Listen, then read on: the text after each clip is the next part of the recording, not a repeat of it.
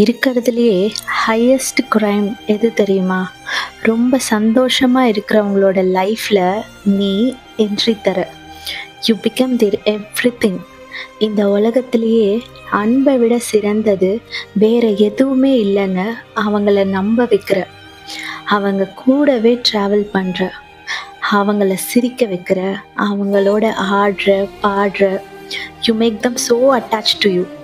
And then when that person comes to that stage where நீ இல்லாம அவங்களால இருக்கவே முடியாது, வாழ்க்கையே நீதான்னு நினைக்கும் போது நீ தள்ளி போக ஆரம்பிக்கிற. You try to avoid them.